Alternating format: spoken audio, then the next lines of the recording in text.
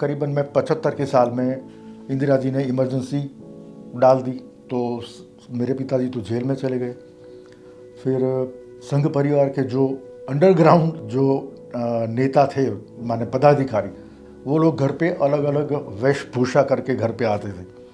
तो उसमें एक बार क्या हुआ कि बेल बजा, मैं दरवाज़ा खोला तो सामने जो खड़े थे व्यक्ति, मैं पहचाना ही नहीं वो कौन है। तो बोला आपकी पहचान? बोला पहले एक काम करो, दरवाज़ा बंद कर दो, मैं अंदर आ जाता हूँ।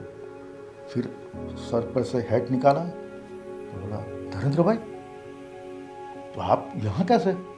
तो कहे अभी ऐसा ही है, तू पहले दरवाज़ा बंद कर। फिर नरेंद्र भाई अंदर आए, मेरे साथ बातचीत की, पिताजी तो थे नहीं। तो मैं बोला तो अभी आए हैं तो खाना खा के ही जाइए। तो बोले हाँ मैं खाना खा के ही जाऊँगा। फिर माँ ने खाना खिलाया। फिर मेरी बहन की शादी थी, तो शादी में सभी नेता लोग आए थे, केशु भाई, सुरेश मेहता, माने भारतीय जनता पार्टी के सभी नेतागण, नरेंद्र भाई भी थे उसमें।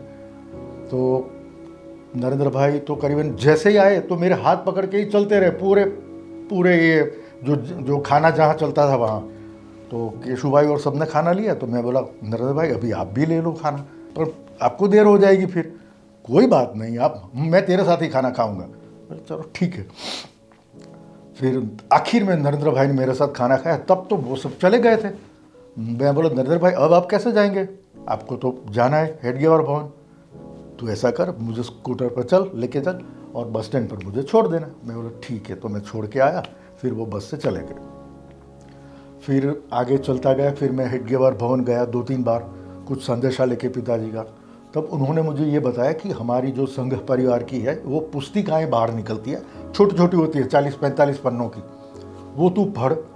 हमारे संत महात्मा नेतागण जो भी है उनकी काफ़ी अच्छी, जैसे विवेकानंद जी है, शंकराचार्य जी है, ऐसी कई पुस्तिकाएँ हमारी निकलती है। तो वो मैं, पिताजी लेके आते थे, मैं भी लेके आता था और वो मैं पढ़ता था। उससे मेरा जो कल्चर है, मेरा जो स्वभाव है, मेरा जो वर्तन है, उसमें काफ़ी फ़र्क आया। वो भी सजेशन तो उनका ही था।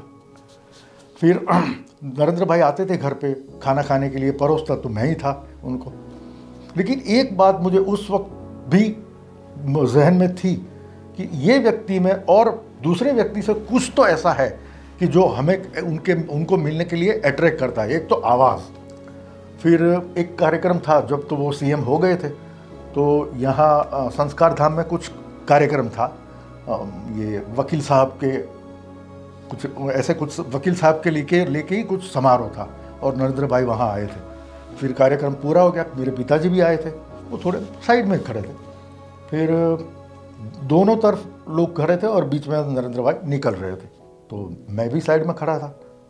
तो जैसे ही आए तो मुझे कंधे पर हाथ रख के चलने लगे, मैं भी साथ में चलने लगा। तो मुझे नाम बताने की ज़रूरत नहीं पड़ी, उन्होंने सीधा बोला नचिकेत का तेरा काम कैसा चल रहा है। मैं बोला उनको कैसे पता चला, इंश्योरेंस का भी पता है, बड़ा काम किया है वो भी पता है, प्रदेश जाके आया हूँ वो भी पता है। मैं तो जैसे हक्का बक्का ही हो गया था कि उनको ये सब के तब कैसे पता चला। ठीक है, मैं कुछ बोला तो नहीं, जवाब तो दिया नहीं। फिर काफ़ी देर, माने 4-5 मिनट तक मेरे साथ रहे, कंधे पर हाथ रखे। फिर मुझे बोला कि तू अगर गांधीनगर आता है तो मुझे ज़रूर मिलने के लिए आना। मैं बोला ठीक है आऊँगा, लेकिन मैं कभी गया नहीं क्योंकि उस वक्त भी काफ़ी व्यस्त रहते थे, अभी तो काफ़ी व्यस्त है। फिर एक बार ऐसा हुआ कि मैं गया था पालनपुर, और उससे पहले की एक बात और ज़रूर बताना चाहूँगा। एक डेलीगेशन गया था प्रोफेसर लोगों का, उनको मिलने के लिए, जब वो सीएम थे। तो 15-20 लोग बैठे थे, प्रोफेसर लोग। तो उसमें से मेरी बहन को तो शायद उन्होंने पहचान लिया कि आप राजगुरु साहब की बेटी है। तो बोले हाँ। आपका नाम? तो फाल्गुनी राजगुरु। तो नचिकेत राजगुरु कहाँ है? तो वो बोले घर पे है, काम कर रहा है अपना। उसको बोलना कि उसका मित्र नरेंद्र मोदी उनको बहुत याद कर रहा है। तो सभी हक्के बक्के रह गए कि ये हम मिलने के लिए आए और वो तो कुछ और ही बात हो रही है नचिकेत राजगुरु की। फिर फाल्गुनी ने बताया कि हाँ मैं ज़रूर उसको बताऊंगी और उसको बोलूँगी कि आपको मिलने के लिए आए।